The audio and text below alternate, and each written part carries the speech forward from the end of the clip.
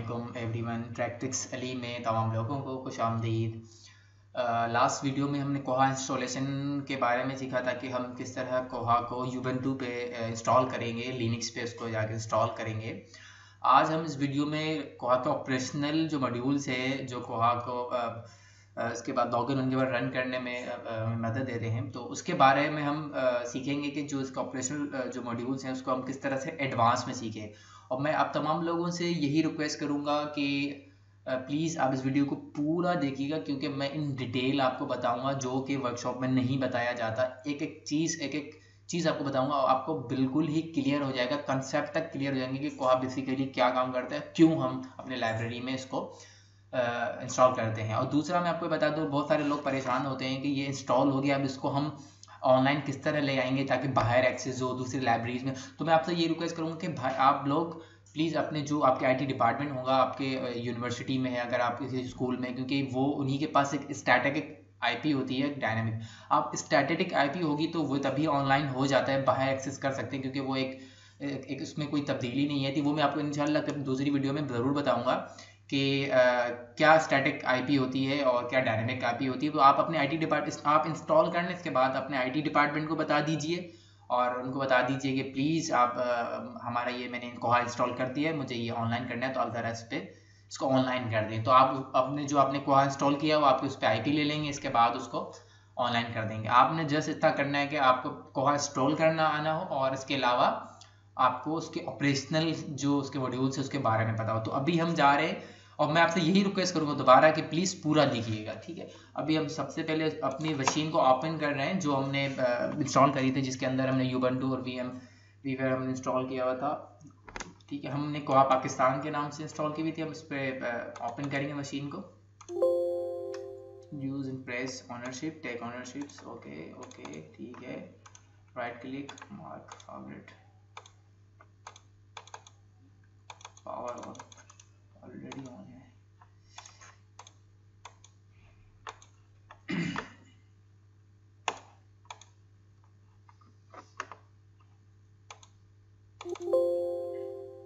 VM config use, अच्छा वो already use में है, तो वो कह रहे हैं कि मशीन पहले से यूज़ है, आपको बिल्कुल भी परेशान होने की बात नहीं है इसमें, ठीक है। तो ये पहले से खुली हुई है तभी वो एरर आ रहा था, ठीक है। आपने इस तरह से मशीन ओपन करनी है वहाँ जो आपने इंस्टॉल करी हुई होगी, ठीक है। अगर आप कहते हैं तो मैं दोबारा से आपको इसको वीडियो दिखा देता हूँ, ठीक है। आप इसको क्लोज कर देते हैं, पावर ऑफ, ठीक है। इसको भी मैं यहाँ से ऑफ कर देता हूँ, इसको भी मैं ऑफ कर देता हूँ, ठीक है। फाइनली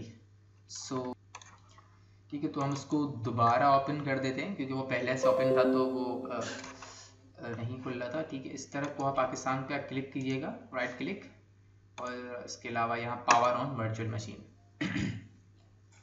ठीक है। ये इस तरह से आपकी मशीन ओपन हो जाएगी जो आपने मशीन बनाई थी कोहा इंस्टॉलेशन के ऊपर। और इसके बाद जो आपने आईडी और पासवर्ड आपने रखा होगा, आपको याद होगा लास्ट टाइम हमने 1 2 3 4 ही रखा था उसका पासवर्ड, तो हम दोबारा से उसको 1 2 3 4 दे देंगे ताकि उस पर लॉगिन हो जाए हम लोग। और 1 2 3 4, ठीक है। हम ये लॉगिन हो जाते हैं और लॉगिन होने के बाद हम अपने टर्मिनल पे जाएंगे और टर्मिनल पे एक कमांड देंगे, ठीक है। कमांड ये देंगे कि जी बिल्कुल हम एडमिनिस्ट्रेटर अभी हैं और हम यूज़ करना चाहते हैं, ताकि कोहा को पता चल जाए कि बिल्कुल वही यूज़ करने वाले हैं। हम टर्मिनल या सर्च बॉक्स में जाते हैं, ये वाला एक सर्च बॉक्स है जो बिल्कुल ऊपर व्हील के थ्रू पे, इस पर टर्मिनल लिखते हैं। इसके बाद हम लॉगिन हो जाते हैं। लॉगिन होते ही आपने sudo कमांड ज़रूर देनी होती है। इसके बाद अपना पासवर्ड 1 2 3 4 जो आपने रखा होगा ताकि उसको पता चल जाए और इस तरह एक लोकेशन आ जाएगी और आपका ये एक्टिव हो जाएगा। अब बात ये है कि अभी हम लॉगिन करने जा रहे हैं, ठीक है। कोहा को तो हम ब्राउज़र ओपन कर देंगे लिनक्स पे, ठीक है। तो हम अब लिनक्स के अंदर ये जो आपको नज़र आ रहा है मोजिला, आप इस पर यहाँ पे जाएंगे और इस पर लोकल होस्ट लिखेंगे, ठीक है। हम जैसे ही लोकल होस्ट लिख देते हैं तो ये इस तरह उसका शेप आ जाता है और वो लॉगिन शेप में आ जाएगा। लोकल होस्ट :8080 इसकी आईपी है, ठीक है। और अगर आप ओपेक पे जाएंगे जो यूज़र इंटरफेस होता है उसमें हम 8080 नहीं देते। अब लोकल होस्ट डायरेक्ट लिखेंगे तो वो लोकल होस्ट बेसिकली इस तरह से वो ओपन करके दिखा देता है, इसका जो ओपेक फेस होता है, ठीक है। तो अभी हम जैसे कामरान.ali है उस पर हम अब लॉगिन करेंगे जो हमने लास्ट टाइम बनाई थी आईडी, और उस पर हमने ये एक पासवर्ड बनाया था जो कोहा 1234 था, वो आप इस पर लॉगिन कर देंगे तो यहाँ पे इस पर लॉगिन हो जाएगा। ठीक है, ये हमने उस पर लिनक्स पे इसको अभी हमने इसको लॉगिन किया है। अब सवाल ये होता है कि आप लिनक्स पे तो लॉगिन करें, अब इसको विंडोज़ पे किस तरह करेंगे। अभी तो हमने जो लिनक्स में लोकल होस्ट पे हमने लॉगिन किया, क्योंकि लोकल होस्ट के पीछे आपके क्यों एक आईपी रन कर रही होती है, ठीक है ना। आपको ये ध्यान में होना चाहिए कि इसके पीछे एक आईपी होती है। अब वो आईपी किस तरह से हम मालूम करेंगे, पहले हमने लॉगिन करना सीख लिया, हमें पता चल गया। हम एक काम करते हैं, इसको विंडोज़ के लिए हमें आईपी की ज़रूरत होती है। हम इसको लॉग आउट कर देंगे दोबारा, ठीक है। हम दोबारा लॉग आउट करके इसको यहाँ से अपनी साइज पे ले आते हैं और दोबारा टर्मिनल पे जाते हैं। टर्मिनल पे जाएंगे, यहाँ पे दोबारा sudo su लिखे आप 1 2 3 4, आप ifconfig जैसे आप लिखेंगे, इसके बाद एंटर करेंगे तो आपके पास एक ये आईपी आ जाएगी यहाँ पे inet_iddr।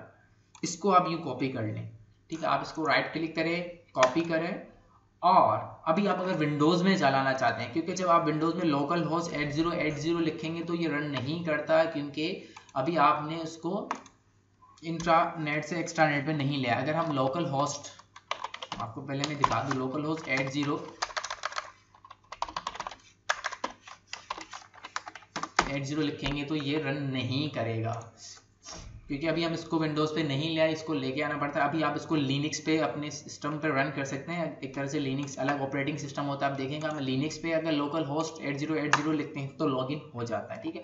मैं आपको ज़्यादा डिस्टर्ब नहीं करूँगा, ये मैं जस्ट आपको बता देता हूँ क्योंकि आप कंफ्यूज हो रहे होंगे। हम जस्ट आईपी एड्रेस जो हमने लिखा था, क्योंकि मैं आपको बता दूं कि आईपी एड्रेस कंप्यूटर की पहचान होती है और हर कंप्यूटर की एक अपनी आईपी होती है। जिस तरह एक मिसाल ले लें कि एक आपके पास मोबाइल है और आपके पास एक नंबर होता है, उस नंबर से आप लोग आपको पहचानते हैं, आपको फ़ोन करते हैं। अगर आप वो नंबर बंद कर देंगे तो ऑब्वियसली आपके पास वो फ़ोन नहीं आएगी। तो इसी तरह एक आईपी होती है, आईपी से लोग अपने किसी भी सिस्टम को कनेक्ट कर सकते हैं उसके, ठीक है। तो आप अपने आईपी अगर आप चाहते हैं कि विंडोज़ में ओपन करें तो उस ifconfig लिखेंगे टर्मिनल पे, उसके आईपी कॉपी करेंगे, विंडोज़ पे आएंगे कि अब हम विंडोज़ की तरफ आ गए, और उसके बाद हम इसको ये इंटर करेंगे तो ये उसके ओपैक पे चला जाएगा।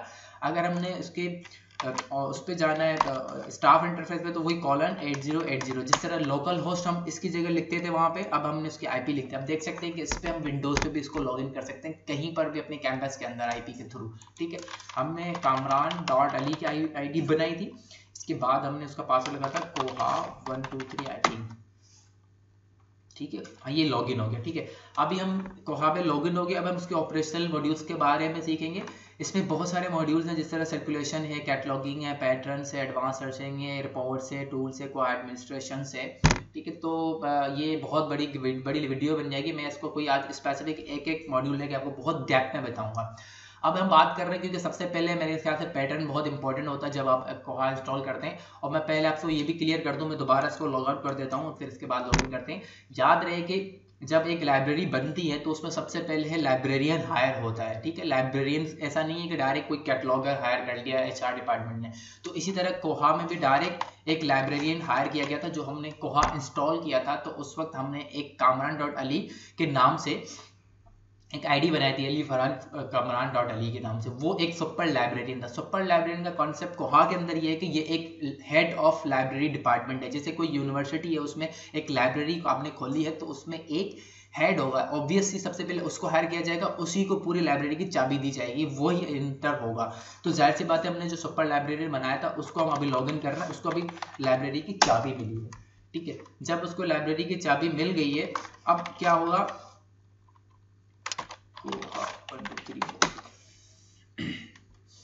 अब सवाल ये कि वो आ चुके, अब उसके पास सर्कुलेशन भी उसके पास राइट्स होंगे, क्योंकि सर्कुलेशन रूम भी होगा। अब कोई भी लाइब्रेरी के मिसाल देते बहुत सारे सेक्शंस होते हैं, उसके पास ऑब्वियसली एक्विजिशन डिपार्टमेंट का भी हेड है वो, कैटलॉगिंग का भी हेड है वो, इसके अलावा वो जो दूसरे लाइब्रेरी एक्टिविटीज होती है सबका हेड है। अब सवाल ये होता है कि उसको क्या करना होगा। ऑफ कोर्स उसको अपने लाइब्रेरियंस हायर करने होंगे जो कुछ टेक्निकल सर्विसेज में होंगे, जिसको देख रहे होंगे, कोई एक्विजिशन डिपार्टमेंट में देख रहा होगा, कोई सर्कुलेशन को देख रहा होगा, तो डिफरेंट उससे अपने स्टाफ मेंबर को हायर करना पड़ेगा। तो इसी तरह जब हम कोहा में भी लॉगिन होते हैं तो उससे अपना एक स्टाफ मेंबर बनाने होते हैं, इसका मतलब उसे हायर करना होता है, ठीक है। तो सबसे पहले हम पैटर्न बनाते हैं, क्योंकि इसके बगैर तो लाइब्रेरी चलेगी नहीं, अकेला हेड तो कहीं जा नहीं सकता। तो हमने पैटर्न पे क्लिक किया, पैटर्न के बाद न्यू पैटर्न, याद रहेगा जब हम कोहा इंस्टॉल कर रहे थे तो उस वक्त हमने सिर्फ एक ही कैटेगरी बनाई थी, वो स्टाफ की। सबसे पहले जाहिर सी बात है लाइब्रेरी बनेगी तो पहले स्टाफ हायर होगा, इसके बाद ही लाइब्रेरी चलेगी। तो हम दोबारा स्टाफ पे क्लिक करें, हम अब लाइक एक बंदे हायर कर रहे हैं जो सर्कुलेशन देखेंगे, कैटलॉगिंग देखेंगे। लाइक हमने मिस्टर अली इमरान को हायर कर लिया है, ठीक है। वो क्या है, कुछ भी लिख दें सर्कुलेशन, वो सर्कुलेशन रेस्पॉन्सिबल पर्सन है, ठीक है। आपने उसका कॉन्टैक्ट नंबर लिखना है तो 9+923031 जो भी XYZ आप लिख दें, आपकी मर्जी है। तरह उसका ईमेल एड्रेस आप जो भी लिखना चाहते हैं लिख दें, यहाँ पे ईमेल एड्रेस उसका आएगा। हम अभी थोड़ा स्पेसिफिक काम करेंगे क्योंकि काफ़ी वो लेंथी हो जाएगा। लाइक अभी हम इसको लिख लेते हैं कि techtricksali@gmail.com, ठीक है। इस तरह से हम यहाँ पे उसका कार्ड नंबर यूनिक होता है, जिस तरह बारकोड यूनिक होता है इस तरह कार्ड नंबर भी यूनिक होना चाहिए, क्योंकि कोई भी स्टाफ हायर होता है तो उसको डिफरेंट कार्ड नंबर दिए जाते हैं, स्टूडेंट को डिफरेंट आईडी दी जाती है। तो अभी हमने 1 2 3 4 लास्ट टाइम जो हमने शुरू में जब सुपर लाइब्रेरियन हम हायर कर रहे थे तो उसको हमने बनाने में दिया था। अब हम कोई देंगे 1 2 3 दे देते हैं इसको, ठीक है। और इसके अलावा आपने एक्सपायरी डेट क्या देनी है, आप अगर नहीं भी देंगे तो जो आपने शुरू में स्टाफ का एक कैटेगरी बनाई थी उसमें आपने मंथ्स रखे थे, 24 मंथ बाद एक्सपायर हो जाए तो ये सिस्टमेटिकली खुद ही 25 मंथ एज्यूम कर लेगा। आपने कोई नोट लिखना है ओपैक पे, जो भी। अभी हम इसका यूजर नेम बनाएंगे जिससे वो ओपैक पे लॉगिन करेगा। जो ओपैक होगा खुद देखेगा कि मेरे पास कितनी किताबें इशू है नहीं है, ठीक है। अली आपने imran.ali ही बनाने, इसको 1 2 3 4 पासवर्ड रखना है, ठीक है। इन तमाम को हम दे देंगे ताकि इनके पास नोटिस आने चाहिए इन चीज़ों के।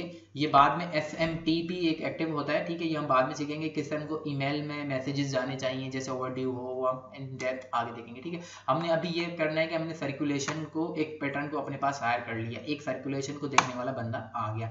हम इसको सेव कर देंगे, ठीक है। पासवर्ड मैच नहीं कर रहा, 1 2 3 4 एटलीस्ट 3 पर क्या, अच्छा पासवर्ड मैच नहीं करा को and remember content and this 3 कर इंक्लूड 1 2 3 और कोहा 1 2 3, ठीक है। हमने इसको बना दिया पासवर्ड, इसके बाद इसको सेव कर दिया। अब हमारे पास जाहिर सी बात है सर्कुलेशन के लिए बंदा हमने हायर कर दिया। अब क्या होगा कि सुपर लाइब्रेरियन क्या करेगा, अब उसको हायर करने के बाद उसको रेस्पॉन्सिबिलिटी हैंडओवर करेगा। अब मिस्टर लाइब्रेरियन को, क्योंकि अभी हम कोहा के अंदर लॉगिन हुए हुए हैं, मेन हेड लाइब्रेरियन की आईडी से उन्हीं के बचा भी। अब इसने क्या किया, एक बंदे को हायर कर लिया, उसको परमिशन देनी होगी। अब परमिशन देनी होगी कि भाई आप इस चीज़ों के रिस्पॉन्सिबल हैं, अब इसके अलावा आप कहीं नहीं जाएंगे। आपके पास तमाम चीज़ें मौजूद है, एक्विजिशन है, आपके पास कैटलॉगिंग है, सर्कुलेशन है, आपके पास एक्विजिशन आप देख लें, टूल्स है। भाई उन्होंने कहा मैंने इनको सर्कुलेशन के लिए हायर किया तो मैं सिर्फ इनको एक्सेस सर्कुलेशन का दूंगा, बाकी किसी का नहीं दूंगा। उन्होंने अली इमरान को सर्कुलेशन का एक्सेस दे दिया, इसके बाद उसको सेव कर दिया। अब अली इमरान जब भी अपनी लाइब्रेरी में लॉगिन होगा तो उसके पास एक्सेस सिर्फ सर्कुलेशन का है। मैं आपको दिखा भी देता हूँ वीडियो के अंदर, मैं इसको लॉग आउट कर लेता हूँ, ठीक है। मैं कामरान और अली सुपर लाइब्रेरियन है जिनके पास सारे राइट्स हैं। अगर आप देखना चाहें सारे राइट्स का मतलब ये है कि इनके आईडी लॉगिन करने के बाद तमाम चीज़ें कोहा की आ रही हैं, कैटलॉगिंग, सर्कुलेशन, पैटर्न, सीरियल, ठीक है। तो मैं आपको ये क्लियर कर दूं कि कामरान सुपर लाइब्रेरियन इसका मतलब हेड है। उन्होंने अभी अपने आप को लॉग आउट कर दिया, एक बंदा हायर कर दिया, उसको एक वर्ड में गलत लिखा था, imran.ali और कोहा 1 2 3, ठीक है। तो हाँ ऐसे अब हो गया, ठीक है। तो अब देखेंगे मैंने इमरान को लॉगिन कर दिया है, ठीक है। तो अब इमरान के पास जो अब देखेंगे जो सुपर लाइब्रेरियन के पास एक्सेस आ रहा था वो इमरान के पास नहीं आ रहा है, क्योंकि उन्हें हेड लाइब्रेरियन ने सिर्फ सर्कुलेशन की दी है। वो अब सिर्फ सर्कुलेशन ही कर सकता है, सिर्फ इशू रिटर्न के काम कर सकता है, ठीक है। तो इसी तरह से आप डिफरेंट वो पैटर्न्स को हायर करते रहेंगे। अब हम इसको लॉग आउट कर देते हैं दोबारा। अब आप देखेंगे कामरान साहब को दोबारा हेड लाइब्रेरियन को लॉगिन करेंगे और हम इसको 1 2 3 पासवर्ड देंगे और इस पर लॉगिन हो जाएंगे, ठीक है। तो मैं आपको ये बता दूं कि इसके अलावा अभी उसने सर्कुलेशन का हायर कर लिया, अब दोबारा एक और पैटर्न ऐड करेगा जो कैटलॉगिंग को देखेंगे, ठीक है। मैं अभी एक ही पैटर्न को ऐड करूंगा, उसको मैं तमाम ब्रांच दे दूंगा। जैसे कि अब हम देख लेते हैं कि अली खान, ये अली खान जो है कैटलॉगर भी है और एक्विजिशन भी देखता है, ठीक है। ये दोनों चीज़ें देखने वाला है, ठीक है। तो एक्विजिशंस कैटलॉगर, ठीक है। और इसके अलावा हम इसको आईडी, इसको कार्ड नंबर बहुत, क्योंकि रेड वाली चीज़ें बहुत कंपलसरी होती है, 1 2 3, लास्ट टाइम 4 था तो हम 1 2 3 5 दे देते हैं। और इसको हम वही कर देते हैं ali.khan, और हम इसको देते हैं कोहा 1 2 3, कोहा 1 2 3 बाई पासवर्ड, ठीक है। तमाम चीज़ों पे टिक कर देंगे और इसके अलावा हम इसको सेव कर देंगे। हमने इसको अभी राइट्स देने, अब कमरान साहब जो हेड थे उन्होंने हायर कर दिया बंदा जिसको एक्विजिशंस और दोनों चीज़ें दे दी। दोबारा हम मोर पर जाएंगे, सेट परमिशन, सेट परमिशन से इसको हम दो चीज़ें दे देंगे। एक चीज़ें हम इनको दे देंगे, कैटलॉगिंग भी दे देते हैं इनको हम, और हम इनको एक्विजिशन डिपार्टमेंट भी देते हैं, बाकी हम और चीज़ें इनको नहीं दे रहे। इसी तरह हम इसको सेव कर देंगे। जब हम सेव कर देंगे तो ये परमिशन इनके पास आ जाएगी, और ये जो परमिशन इनके पास आ जाएगी, ये दोबारा लॉग आउट कर देंगे यहाँ से। लॉग आउट करने के बाद एक ali.khan, जब उसको चाबी रूम की मिल जाएगी, कोहा 1 2 3, ठीक है, और ये इस तरह लॉगिन हो जाएंगे। अभी आप देख सकते हैं कि हमने इसको जो राइट्स दिए थे एक्विजिशन के दिए थे, कैटलॉगिंग, और सॉरी कैटलॉगिंग नहीं आया, अभी हम इसको दोबारा देख लेते। तो देखिए इसको वो डिपार्टमेंट का राइट्स मिल चुका है, ठीक है ना। तो हम दोबारा उस हेड के पास जाएंगे, कामरान साहब के पास, और कामरान साहब दोबारा क्या करेंगे, अपना पासवर्ड लिखेंगे, लॉगिन हो जाएंगे लाइब्रेरी में, और दोबारा से इसको देखेंगे। अभी हम देखेंगे अली खान को हमने हायर किया था, अली खान को हमने हायर किया था कि हम इनको क्या क्या दे रहे हैं, ठीक है। तो वही परमिशन वाला मामला यहाँ पे आता है। परमिशन के बाद आप यहाँ सेट करते हैं, देखें एक्विजिशन डिपार्टमेंट ही इनका सिलेक्ट हुआ है, ठीक है। इनको कैटलॉगिंग नहीं मिली अभी तक, कैटलॉगिंग अभी इनको नहीं मिली, एक्विजिशन डिपार्टमेंट इनको आया था बेसिकली, ठीक है। तो अभी आप मजीद जो है इसको और कर सकते हैं कि अगर आप कुछ और देना चाह रहे हैं परमिशंस के अंदर, जैसे टूल्स का देते हैं, सुपर लाइब्रेरियन का देना चाहते हैं, प्लगइन का देना चाहते हैं, तो आप इसको दे सकते हैं, ठीक है। तो इसी तरीके से आप जो भी है इस तरह देते जाएंगे और आप हायर करते जाएंगे, ठीक है। तो अभी हम इसको सेव कर देते हैं। यहाँ पे मैंने आपको कंसेप्ट क्लियर करने थे, बेसिकली काम क्या होता है इसका, हेड का, और इस तरह से हम तमाम अपने यूजर्स को अलॉट कर देते हैं। और फिर जब वो लाइब्रेरी में मौजूद होते हैं तो कोई सर्कुलेशन के ऊपर काम कर रहा होता है, कोई कैटलॉगिंग के ऊपर काम कर रहा होता है, तो कोई किसी और फंक्शंस के ऊपर काम कर रहा है, तो आपको उनको मेन एक्सेस नहीं होता, मेन एक्सेस सिर्फ हेड के पास होता है, जिसपे वो कस्टमाइजेशन और अपने राइट्स दे सकता है, ठीक है। तो अभी हम क्या काम करते हैं, सबसे पहले हम जहाँ पे आ गए थे, हमने अभी कामरान साहब ने सबको हायर कर लिया, वो अब क्या है कि आगे दे देंगे। सबसे पहले अब पैटर्न पे हम बात कर रहे हैं कि किसी भी यूनिवर्सिटी में जब जाहिर सी बात है एक लाइब्रेरी ओपन होगी तो उसमें पैटर्न हायर होंगे, जाहिर सी बात है वो स्टूडेंट्स होते हैं, तो ऑफकोर्स जाहिर सी बात है वो डिफरेंट डिपार्टमेंट के होंगे, कोई कंप्यूटर साइंस का होगा, कोई सोशल साइंस का होगा, कोई इंजीनियरिंग का होगा, फैकल्टी होंगी आपके पास, पैटर्न बहुत सारे पैटर्न्स होंगे, तो वो जाहिर सी बात है आपने पहले क्रिएट करने होते हैं। तो क्रिएट करने के लिए सबसे पहले आपको एडमिनिस्ट्रेशन में जाएंगे, क्योंकि अभी तक हमारे पास कोई पैटर्न ऐड नहीं है सिवाय स्टाफ के, उन्होंने सिर्फ लाइब्रेरी ओपन करी है। आपने पैटर्न कैटेगरीज में जाना है, पैटर्न कैटेगरीज में जाने के बाद आप देख लें कि सिर्फ स्टाफ ही मेंबर ऐड है, क्योंकि लाइब्रेरी खुलने के बाद आप स्टाफ पहले हायर करते हैं, इसके बाद उसको रन करते हैं। आपने न्यू कैटेगरी ऐड कर देनी है, न्यू कैटेगरी के अंदर आपने कोई भी कोड रखना है, जैसे कि मैंने रख दिया है कि BSc मतलब कंप्यूटर साइंस, मैंने BSc एक कोड रख दिया, उसका आपको कोड कहाँ काम आएगा वो मैं आपको आगे बता दूंगा जब हम इंपोर्ट करते हैं। हमने कहा कंप्यूटर साइंस के स्टूडेंट्स को BSc दे दिया, हमने एक ऐड कर दिया। इसके बाद कितने मंथ्स का तक वो इसका एनरोलमेंट पीरियड हो, 4 साल 48 महीने हमने इसको दे दिए, ठीक है। उसकी एज क्या होनी चाहिए, कम से कम 18 साल, ज़्यादा से ज़्यादा 30 साल हो, ठीक है। इसके अलावा ब्रांच एडल्ट, और ब्रांच कौन सी हो, अब बहुत सारी ब्रांचेस होती हैं, बहुत सारे एक यूनिवर्सिटी के कैंपसेस होते हैं, तो जितने कैंपसेस ऐड करते जाएंगे वो कैंपसेस नीचे आते जाएंगे, तो मैं आपको आगे एक वीडियो में बताऊंगा जब डिटेल में जाएंगे। अभी हमने एक ही कैंपस के ऊपर काम कर रहे हैं, ठीक है। तो ये कैंपस आ चुका है, हमने उसका बता दिया कि इन तमाम को ईमेल्स, ये चेक इन चेकआउट जाना चाहिए।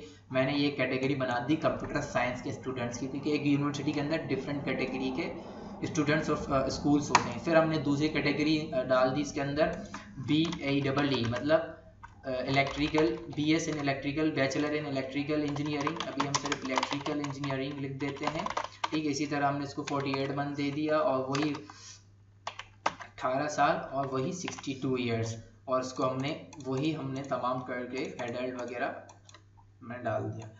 अब बात ये कि अब हमारे पास स्टूडेंट्स भी ऐड हो गए। ऑफ कोर्स जब स्टूडेंट्स किताबें इशू कराएंगे लाइब्रेरी में, उसको ऐड किया है तो फैकल्टी भी होगी। तो अब हम करते हैं BFBSC मतलब फैकल्टी, F का मतलब फैकल्टी कंप्यूटर साइंस, ठीक है। हमने फैकल्टी कंप्यूटर साइंस को भी ऐड कर लिया है। उसकी भी एज रिक्वायरमेंट ये है 48 मंथ तक उनकी एक्सपायरी होगी और एज मैक्सिमम 30 हो या 60 हो, फैकल्टी ज़्यादा होती है ठीक है उम्र में, और हम उसको ऐड कर देंगे। हमने कंप्यूटर साइंस की फैकल्टी को भी ऐड कर दिया है और अब हम दूसरी फैकल्टी ऐड करेंगे जो कि BSc ठीक है, जो होगी इलेक्ट्रिकल इंजीनियरिंग FBEE ठीक है। आपने कर दिया फैकल्टी ऑफ इलेक्ट्रिकल इंजीनियरिंग। आपने कोड कोई भी रखना है, कोई ज़रूरी नहीं है कि कोड वो जो मैं बता रहा हूँ वही लिखें, कुछ भी लिखें जो आपको याद रहे, आपके लिए आसानी हो, आपको पता हो ठीक है। तो आप दोबारा इसको बता दें। अब आप देख सकते हैं कि हमने पैटर्न, जाहिर सी बात है एक यूनिवर्सिटी के अंदर होंगे तो वो हमने डाल दिए हैं सारे के सारे। अब सवाल ये पता होता है कि आप उसके पैटर्न तो आपके पास आ गए, अब लाइब्रेरी पॉलिसी क्या रखेंगे, क्योंकि एक हर लाइब्रेरी के पास अपने एक पॉलिसीज़ होती हैं, collection development policy, circulation policy, क्योंकि कोई 4 किताब इशू करता है, कोई पेनल्टी क्या रखता है, वो आपके पॉलिसी के ऊपर डिपेंड करेगा कि क्या पॉलिसी आपकी मौजूद है।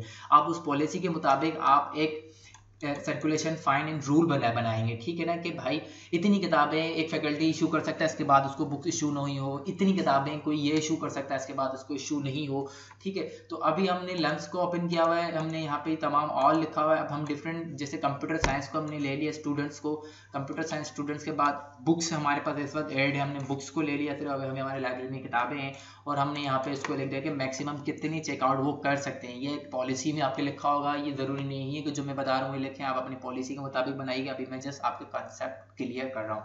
हमने कहा 6 चेकआउट कर सकते हैं, कराउंड चेकआउट्स अनलिमिटेड नहीं है, सिर्फ हम जो है 6 ही कर सकते हैं। लॉन पीरियड कितना होगा, मैंने कहा 40 दिन का होगा ठीक है। और ड्यू डेट क्या होगी इसकी कोई डिफाइंड है नहीं, उसी दिन उनको मैसेज जाना चाहिए या इसके बाद जाना चाहिए। इसका मतलब ये है कि जिस दिन ड्यू हो उसी दिन फाइन लगना स्टार्ट हो, या इसके बाद हो या इससे पहले हो। हमने कहा नहीं, इसके बाद होना चाहिए। फाइन कितना होना चाहिए, 20 रुपये होना चाहिए। कितने दिन के बाद लगना चाहिए, जिस दिन ड्यू हो उसके बाद होना चाहिए, आज ड्यू है तो कल फाइन लगना चाहिए ठीक है। तो ये आप सारा आप ये तय करेंगे कि आपने क्या करना चाहिए। रिन्यूअल कितने टाइम हो जाएगी, बुक एक कर सकते हैं आप 2 टाइम्स, कितने टाइम के लिए रिन्यू कर सकते हैं, 15 दिन के लिए ठीक है ना।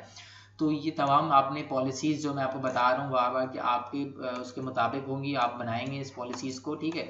तो मैंने एक जैसे कंप्यूटर साइंस की पॉलिसी बना दी तो यहाँ पे वो आ चुकी है। इसी तरह मैंने इलेक्ट्रिकल इंजीनियर को ले लिया, इलेक्ट्रिकल इंजीनियरिंग में भी सेम पॉलिसीज़ को मैं रखूँगा ठीक है, और वही चीज़ें मैं रखूँगा स्टूडेंट्स हैं बिकॉज, तो मैंने वही तमाम चीज़ों को रख दिया और आप इस तरह से इसको भी बनाते हुए जाएंगे ठीक है। तो ये पॉलिसी आपके ऊपर डिपेंड करता है कि आप क्या बनाएंगे, किस तरह बनाएंगे ठीक है। मैं आपका ज़्यादा टाइम नहीं लूँगा ठीक है। तो इसी तरह ये पॉलिसी भी आपने ऐड कर दी। आपने इसी तरह फैकल्टी को दोबारा यहाँ ऑल पे क्लिक करना है, फैकल्टी के पॉलिसीज़ को ऐड करना है। मैक्सिमम 8 चेकआउट कर सकते हैं फैकल्टी, और मैक्सिमम 8 कर सकते हैं, 6 महीने के लिए कर सकते हैं, 40 दिन के लिए कर सकते हैं, 180 दिन के लिए कर सकते हैं, मतलब 6 महीने के लिए फैकल्टी को ज़्यादा हम करते हैं। इनके ऊपर कोई फ़ाइन नहीं हो फैकल्टी के ऊपर, वो आपकी मर्ज़ी है, अपने इतना दिन बाद आना चाहिए ठीक। तो इस तरह से और सारी चीज़ें आपने वही भरना है, कितने इनके बाद रिन्यू होने चाहिए, कितने रिन्यूअल पीरियड होना चाहिए, आपने देख लें ठीक है। तो ये आपने पॉलिसी अपने हिसाब से बनानी है, मैं जैसा भी इसको बना रहा हूँ ताकि हम उसके ऊपर काम करना स्टार्ट करते हैं ठीक है। फैकल्टी इलेक्ट्रिकल इंजीनियरिंग वही आप होना चाहिए तमाम 8 180 ठीक है। No fine 1 days 1 2 and 30 days और so on ठीक है। तो अब ये पॉलिसीज़ बनाना बहुत ज़रूरी है। जब आप बुक इशू करते हैं तो ऑफकोर्स उसमें जब डेट कितने दिन की आएगी, कितने दिन बाद उन्हें रिटर्न करना है, कब से फ़ाइन स्टार्ट होना है, क्योंकि ये तमाम चीज़ें लाइब्रेरी में देखी जाती हैं। और ऑफकोर्स कोहा में जाहिर सी बात है हम सारा सिस्टम कोहा पे देख रहे होते हैं, तो फ़ाइन तो हम सिस्टमेटिकली चार्ज होगा। तो ये पॉलिसी बनाने से ये फ़ायदा होगा कि आपको वो उसके हिसाब से ही बुक इश्यूज़ होंगी, उसके हिसाब से फ़ाइन कैलकुलेट होगा उस अमाउंट से ठीक है। हमने अभी पॉलिसीज़ भी बना दी। अब सवाल ये पैदा होता है कि अब हमने पॉलिसीज़ बनाने के बाद पैटर्न ऐड करने, अब हमने पैटर्न जब ऐड करने दोबारा हमने स्टाफ तो ऐड कर दिया। अब हम पहले हम यहाँ पे क्लिक कर रहे थे तो सिर्फ स्टाफ आ रहा था, अब देख सकते हैं कि तमाम डिपार्टमेंट आ चुके हैं। अब जितने डिपार्टमेंट ऐड करेंगे डिपार्टमेंट वाइज आते जाएंगे। अब हम एक कंप्यूटर साइंस का ऐड कर लेते हैं, मैनुअल ऐड कर लेते हैं ठीक है। हमने कहा कि भाई मिस्टर मोहम्मद ज़ुबैर मोहम्मद ठीक है। हम इसको ऐड कर लेते हैं, ये उनको बता दें मेल है, और यहाँ पे आप उसकी ईमेल एड्रेस लिख दीजिएगा ठीक है। यहाँ पे आप उसकी आईडी नंबर यूनिक हो जो कि 1 2 3 4 भी हम दे चुके हैं, 1 2 3 6 हम दे देते हैं, 5 भी हम दे चुके हैं। ठीक है, आपने यहाँ पे उसकी आईडी लिख दी, ये आईडी उनके काम आती है, उनको आप आईडी पासवर्ड बता सकते हैं कि भाई आप अपने इस आईडी पासवर्ड से लॉगिन हो सकते हैं। कोहा 1 2 3 हम लिख देते हैं और फैक्ट पे, वो मैं इंशाल्लाह आगे वाली वीडियोस में बता दूंगा। ये आप एक स्टूडेंट हमने ऐड कर दिया कंप्यूटर साइंस डिपार्टमेंट में, मोहम्मद जुबैर, और उसकी यूनिक आईडी है 1236। अगर हम इसको सर्च करें 1236 तो आप देख सकते हैं कि ये अब उसने पैटर्न ऐड कर दिया है, उसके डिपार्टमेंट का नाम भी उस पर आ रहा होगा। ठीक है, अब आप देख सकते हैं कि ये कैटेगरी बता रहे हैं कि कंप्यूटर साइंस में एक स्टूडेंट ऐड किया गया अब, और ये उसकी है बोरोवर है, 4 किताबें ले सकता है, इस डेट को अपडेट हुआ है। इसी तरीके से हमने कुछ पहले ऐड किए थे, जैसे अली इमरान, वो स्टाफ था। अगर वो स्टाफ था तो ऑफकोर्स वो यहाँ पे स्टाफ में ही आएगा, उसमें नहीं आएगा, देखेंगे ये स्टाफ में आ रहा है वो। ठीक है, तो इसी तरह अब हम मजीद पैटर्न होम में जाएंगे, हम होम में जाने के बाद हम मजीद पैटर्न ऐड करेंगे। हम मजीद पैटर्न पे क्लिक करेंगे, पैटर्न पे क्लिक करने के बाद हम इलेक्ट्रिकल इंजीनियरिंग का भी इसी तरीके से ऐड कर लेंगे। लाइक हमने ले लिया, अब हम ले रहे हैं फॉर एग्जांपल मुगल अहमद। ठीक है, मेल ले लिया हमने, और हमने इसी तरीके से इसको एक यूनिक आईडी दी 1237, और हमने यहाँ पे लिख दिया अहमद डॉट मुगल, और इसको 12 कोहा 123 कोहा 123 पासवर्ड आपने सेट कर दिया। और इसी तरीके से ये भी आपका एक पैटर्न ऐड हो जाएगा, और आप इसको यहाँ पे सर्च कर सकते हैं। तो सवाल ये है कि इस तरह से आपने पैटर्न सारे ऐड कर दिए हैं। तो हम आप नाम से भी सर्च कर सकते हैं इसको, अहमद मुगल, अब देख लें। ठीक है, हमने इलेक्ट्रिकल इंजीनियरिंग में हमने ऐड किया, तो आप देख सकते हैं कि ये इलेक्ट्रिकल इंजीनियरिंग डिपार्टमेंट में आ रहा है। अब हम बात कर रहे हैं कि फैकल्टी किस तरह ऐड होगी। फैकल्टी भी बिल्कुल सेम उसी कंडीशन से ऐड होगी जिस तरह मैंने आपको बताया है। पैटर्न पे जाएंगे, दोबारा न्यू पैटर्न फैकल्टी। अब हमारे पास टाइम नहीं है, अब हम बात कर रहे हैं कि किस तरह से। अब बात ये है कि बहुत सारे पैटर्न्स होते हैं एट ए टाइम, यूनिवर्सिटी के अंदर हज़ारों पैटर्न होते हैं। अब सवाल ये आता है कि पैदा कि यार आप हज़ारों एक एक करेंगे तो आपका पूरे दिन लग जाएंगे, तो अब इसका क्या करना चाहिए। उसका सबसे बड़ा आसान हल इसको हमें मौजूद है कि आप उसको एक बल्क में ऐड कर लें। अब सवाल पैदा ये होता है कि बल्क में भी ऐड करेंगे तो भाई कहाँ से आएंगे। ठीक है, अब कहाँ से इतने सारे डेटा आएगा। तो जब आपका जो एडमिनिस्ट्रेशन डिपार्टमेंट होता है उनके पास तमाम स्टूडेंट्स की लिस्ट मौजूद होती है एक्सेल के अंदर, आप उनसे वो लिस्ट मांग लें। लिस्ट में जो आपको रिक्वायरमेंट चाहिए, जैसे उनका नाम, उनकी आईडी, उनका ईमेल एड्रेस, उनका कॉन्टैक्ट नंबर, एड्रेस, बस। इसके अलावा आपको कुछ नहीं, क्योंकि बाकी आपको चीज़ आपके पास मिल जाएंगी। तो आप उनसे वो 5-6 चीज़ें रिक्वायर्ड कर लें, उनकी इमेजेस। इसके बाद उनसे आप बोले हम ईमेल कर दें, क्योंकि मनोमन हमें करने में मसला होगा, हम एक साथ बल्क में उसे इम्पोर्ट कर देंगे ताकि हम लाइब्रेरी रन करने में आसानी हो। अब आप बैठ जाएंगे, 10 दिन ऐड करने में लग जाएंगे। स्टूडेंट ने लाइब्रेरी यूज़ करना स्टार्ट कर दिया, आपने 101 करना स्टार्ट कर दिया, तो बड़े मसले हो जाएंगे। तो सबसे आसान तरीका ये है कि मैंने आपको 101 बताया, अब मैं आपको बता रहा हूँ कि बल्क में किस तरह करेंगे। आपने डायरेक्ट टूल पे जाना है। टूल पे जाने के बाद आपने यहाँ पे आप देखेंगे कि इंपोर्ट पैटर्न का मौजूद है ऑप्शन, आपने इंपोर्ट पैटर्न पे क्लिक करना है। यहाँ पे एक फाइल मौजूद है, इस पर क्लिक करना है। क्लिक हेयर यहाँ मौजूद है, ये क्लिक हेयर यहाँ पे आपने करना है। ये एक फाइल यहाँ पे डाउनलोड हो गई है। अब आप देखेंगे फाइल की रिक्वायरमेंट क्या है, मैं आपको बता दूं। उन्होंने बताया कि ब्रांच कोड और कैटेगरी कोड का बिल्कुल सेम होना बहुत ज़रूरी है, वरना डेटा इंपोर्ट नहीं होगा सही से। बाकी जो भी होगा चल जाता है। इन दो चीज़ों का जो है सही होना बहुत ज़रूरी है। ये दो चीज़ें हमें कहाँ से मिलेंगी मैं आपको बता दूं। जब हमने पैटर्न ऐड कर रहे थे तो उस टाइम पे हमने पैटर्न कैटेगरी कोड हमने डाला था। मैं आपको दिखा दूं कि ये देखिए पैटर्न कैटेगरीज के अंदर आपके पास ये मौजूद है कि ये कोड है, ये पैटर्न कैटेगरी कोड है। ठीक है, BSSE ये चीज़ें मौजूद है, आपको याद रखना है एंट्री के वक्त इंपोर्ट में। इसी तरह आपने जब लाइब्रेरी बनाई थी तो लाइब्रेरी का भी कोड आपने दिया था। ठीक है ना, तो हम इस वजह से कोड डालते हैं कि ताकि उसी के अंदर स्पेसिफिक हमारा डेटा इंपोर्ट हो जाए, क्योंकि लम्स के बहुत सारे कैंपसेस होंगे। अब आप मेन एक यूनियन चला रहा है आपका, एक मेन जो चला रहा है आपका को, आप सारी लाइब्रेरीज को वही देख रहा है। तो उसके लिए मसला ये होगा कि भाई किस लाइब्रेरी में और किस पैटर्न किस लाइब्रेरी में किस तरह जाने हैं, कंफ्यूज होता है। तो वो कोड की मदद से आप डायरेक्ट उस लाइब्रेरी में अपने पैटर्न को ऐड कर सकते हैं। अभी हम एक लाइब्रेरी की बात कर रहे हैं, मल्टीपल के जरूर मैं बताऊंगा। ठीक है, अभी मैं ये कह रहा हूँ कि अब हमने ये इंपोर्ट लिस्ट डाउनलोड कर ली, इसको ओपन कर लेते हैं। इस इंपोर्ट लिस्ट के अंदर बहुत बड़ी फील्ड्स होती हैं, आपने सारी तो जाहिर सी बातें नहीं भर पाएंगे। आप देख सकते हैं ये आ गई है, कार्ड नंबर, नेम, सिटीज़ वगैरह, मोबाइल, फैक्स, व्हाटएवर जितने थे उन्होंने दे दिए, जो कि एक पैटर्न ऐड करते हुए तमाम ऑप्शन मौजूद आते हैं। तो उस टाइम उससे सारे के सारे एक्सेल के अंदर दे दी। अब हमें सारी रिक्वायरमेंट तो होती नहीं है, आपको पता है कि हमने नाम लेना है और इसके अंदर उसका ईमेल एड्रेस और ये लेना है। तो सबसे बड़ा ऑप्शन ये है कि आप इसको एक्सेल को छोटा कर दें, ठीक है। इसके अंदर जो कंपलसरी है उसको हाईलाइट कर दें, उसको डिलीट नहीं करना है वरना ऐड नहीं होगा। ब्रांच कोड उन्होंने बताया था और एक कैटेगरी कोड बनाया था, हम इसको गलती से भी डिलीट नहीं करेंगे, ठीक है। हमने अब यहाँ से जो जो फालतू चीज़ हम उसको उड़ा देंगे, हम अदर नेम हटा देते हैं, स्ट्रीट एड्रेस अगर आप डाल सकते हैं तो डाल दें, आप इसको डिलीट कर दें, ठीक है। आपने एड्रेस भी अगर डालना है तो डाल दें, मैं एक रख देता हूँ एड्रेस, सिटी भी रख लें, state, zip code, email address को आप रख लें अभी।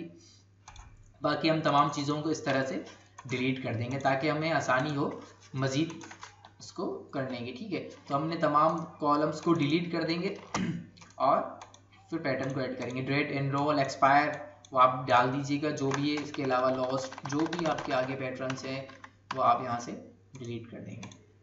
Genders, passwords, user ID, opaque node, ये सारे हमारे इस वक्त काम के नहीं है, हम अब सिर्फ जस्ट कर रहे हैं तो ये हम इसको डिलीट कर देते हैं।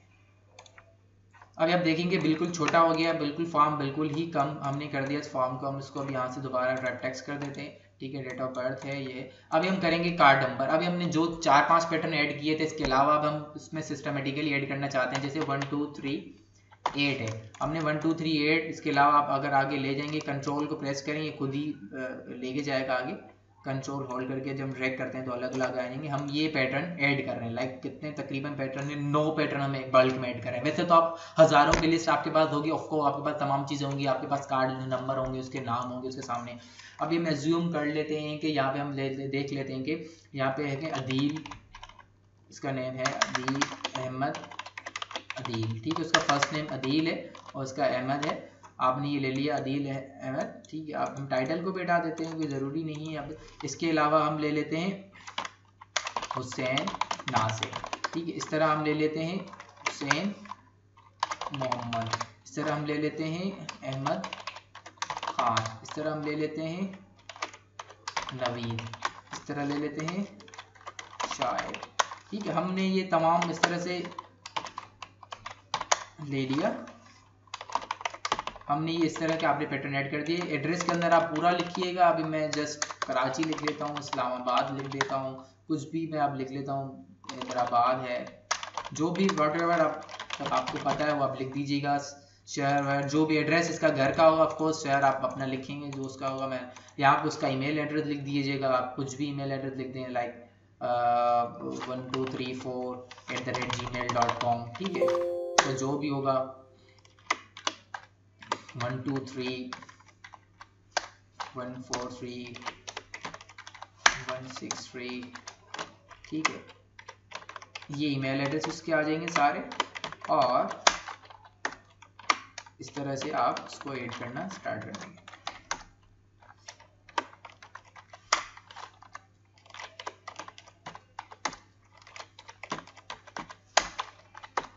इसके अलावा उसकी डेट ऑफ बर्थ, ये भी कोई कंपलसरी नहीं है, कोई ज़रूरी नहीं है। आपने ब्रांच कोड और कैटेगरी कोड आप मैंने बता दूं कि आपने याद रखना है कि भाई ब्रांच कोड ये होगा कि आपके सब कैंपसेस होते हैं, बहुत सारे कैंपसेस बने हुए होते हैं, आप उसको उसमें ऐड करना चाहते हैं, ठीक है ना।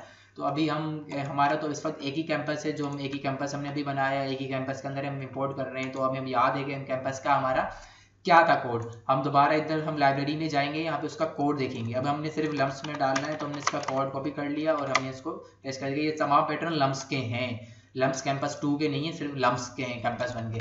इस तरह अब हम अभी उन्होंने पूछा कि कौन से भाई अदील साहब क्या है, इलेक्ट्रिकल इंजीनियरिंग क्या है, उनको कैसे पता चलेगा ये कंप्यूटर साइंस या फैकल्टी है या ये जो दूसरे हैं तमाम एम्प्लॉयज़ हैं, क्या हैं, स्टाफ हैं। तो अभी हम जा रहे हैं कि हम देख रहे हैं कि भाई हम डिफरेंट जो हमने कोड रखे थे, हम तमाम लोगों को डिफरेंट असाइन कर देंगे कि कोई फैकल्टी है, कोई स्टूडेंट है, कोई क्या है, ठीक है ना। इस तरह बहुत सारे आपके पास स्टूडेंट लिस्ट आएगी तो आपको पता नहीं होगा। तो आपने अब क्या करना है, आपके पास तो लिस्ट ज़रूर आएगी, उसमें लिखा हुआ होगा कि कौन से स्टूडेंट किस डिपार्टमेंट के। अभी हम ले लेते हैं कि BSc है, BEE है, FBSc है, तो हम लेंगे। अब हम देख लेते हैं कि यार ये 2 स्टूडेंट कंप्यूटर साइंस के हैं, ये 2 स्टूडेंट इलेक्ट्रिकल इंजीनियरिंग के हैं, ठीक है। ये फैकल्टी जो है इलेक्ट्रिकल इंजीनियरिंग की है और ये फैकल्टी कंप्यूटर साइंस की है, ठीक है। और ये दोबारा एक कंप्यूटर साइंस का हम तीसरा भी लगा देते हैं और हम एक स्टाफ मेंबर ले लेते हैं, एक नया स्टाफ मेंबर हमने उसको ऐड कर लिया, ठीक है। हमने कैटेगरी कोड डाल दिया। ये कब एनरोल्ड हुए ज़रूरी नहीं है, खुद सिस्टमेटिकली ले लेता है। हमने जब वहाँ पे सर्कुलेशन पे आपने बनाया था रूल रेगुलेशंस तो उसके हिसाब से वो खुद ही ले लेता है, वरना अदरवाइज आप उसको यहाँ से इस तरह से ऐड कर सकते हैं कि भाई यहाँ पे ये जो है 2022 में इसको एक्सपायर होना चाहिए। मैं अभी लेंदी नहीं करना चाहता काफ़ी, मैं इसको डिलीट कर देता हूँ, उसको भी छोड़ देते हैं, इसको भी हटा देते हैं, ये भी कोई ज़रूरी नहीं है। आप मेल फीमेल लिखेंगे तो आ जाएगा यहाँ पे, अब इसको भी हटा देते हैं। ठीक है, इन चीज़ों की कोई ज़रूरत नहीं है। यूज़र नेम ID जो भी है वो खुद ही जनरेट कर लेंगे वहाँ पे। अभी हमें जस्ट कंसेप्ट क्लियर करने हैं, बाकी मुझे आपके ठीक है। आपने यहाँ पे इसको हाईलाइट करना है और आपने इसको सेव करना है। सेव करना है आपने डेस्कटॉप पे कहीं पे भी सेव कर दें अपने पास। आपने लिखना है कि इंपोर्ट पैटर्न लिस्ट है, ये पैटर्न लिस्ट। ठीक, आपने यहाँ पे इसको डेस्कटॉप पे सेव कर दिया। ठीक है, इसके बाद आपने क्या करना है, दोबारा होम में जाना है। अब ये लिस्ट बन चुकी है, इसका मतलब ये हज़ारों पैटर्न आपके पास आपने बना दिया। आपने टूल में जाना है, टूल में जाने के बाद आपने यहाँ पे याद रखना है कि इंपोर्ट पैटर्न पे जाना है। इंपोर्ट पैटर्न पे जाने के बाद आपने यहाँ पे चूज फाइल करनी है। चूज फाइल करने के बाद जो आपने फाइल बनाई थी यहाँ पे वो आपने इंपोर्ट करनी है। इंपोर्ट पैटर्न लिस्ट आपने बना दी थी, आपने यहाँ पे इसको पैटर्न को इंपोर्ट कर दिया। आपने यहाँ से इंपोर्ट करना है।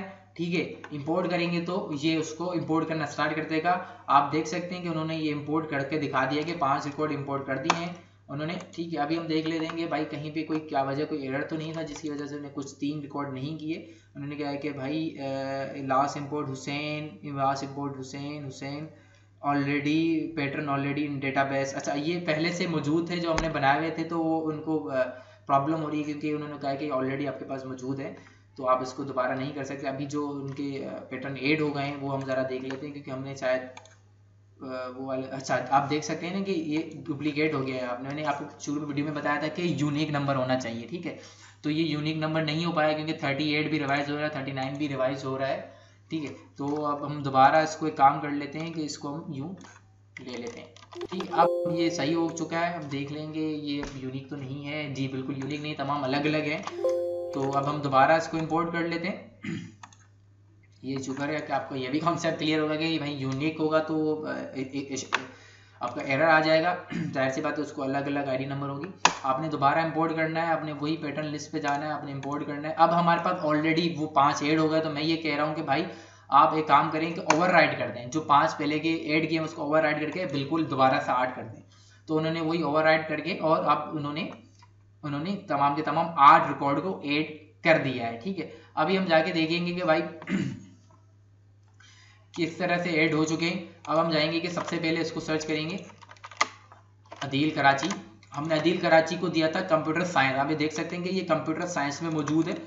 कंप्यूटर साइंस में देखेंगे, अब आगे देखें, आप देख सकते हैं कि ये बिल्कुल कंप्यूटर साइंस में एक लिस्ट के अंदर हमने दिया था। और अब हम ये देखेंगे स्टूडेंट मोहम्मद हुसैन, जो हमने इलेक्ट्रिकल इंजीनियरिंग में हमने इसको ऐड किया था। आप देखेंगे ये इलेक्ट्रिकल इंजीनियरिंग का हमने दिया हुआ है इसको BEE कोड, तो यहाँ पे ये उसने इलेक्ट्रिकल इंजीनियरिंग ही शो किया है। इसी तरह हमने यहाँ फैकल्टी ऐड करी थी। ठीक है, फैकल्टी जब हमने ऐड करी तो फैकल्टी में आप देख सकते हैं कि इसको हमने वो फैकल्टी 1 2 4 3 मोहम्मद शाहिद फैकल्टी है और कंप्यूटर साइंस के आप देख सकते हैं कि वो कंप्यूटर साइंस में वो आ चुके हैं शाहिद अमन साहब। इसी तरीके हमने एक स्टाफ भी ऐड किया था। बालों का स्टाफ भी हायर होता है आपकी यूनिवर्सिटी में, तो आप देखेंगे ये स्टाफ मेंबर है या नहीं है। तो आप देखें हमने एक लिस्ट इंपोर्ट करी थी, इसके बाद उन्होंने क्या किया कि तमाम के तमाम उन्होंने इसमें ऐड कर दिए। अब सवाल ये होता है कि भाई अब ये सारे भी ऐड हो गए, अब आपने इशू रिटर्न करना है। तो मैं इंशाल्लाह आपको नेक्स्ट वीडियो में बताऊंगा कि इसको हम किस तरह से इशू रिटर्न मजीद करेंगे। चलो आपको तमाम चीज़ें भी क्लियर हो चुकी होंगी कि हम किस तरह पैटर्न को इंपोर्ट करते हैं, हम किस तरह से पैटर्न्स को बनवन ऐड करते हैं, क्या मकसद होता है ऐड करने का। तो इंशाल्लाह अब हम नेक्स्ट वीडियो में हम ये सीखेंगे कि हम इस तरह बल्क में इमेजेस पैटर्न की इंपोर्ट कर सकते हैं। ठीक है, और मैं आपको बिल्कुल इजी वे में बताऊंगा कि किस तरह इसको हम एक साथ तमाम उसमें इमेजेस इंपोर्ट कर सकते हैं। तो मैं आपसे ये रिक्वेस्ट करूंगा, अगर आपको वीडियो अच्छी लगी है तो अपने दोस्तों के साथ ज़रूर शेयर कीजिएगा और ज़रूर से ज़रूर शेयर कीजिएगा ताकि वो उससे फ़ायदा हो सके। ज़्यादा से ज़्यादा टैग कीजिएगा ताकि जो भी मसले मसाइल हैं लाइब्रेरी टेक्नोलॉजी के हवाले से जो आपको फेस होते हैं आपको वो ख़त्म हो जाए। ठीक है, दुआ में याद रखिएगा।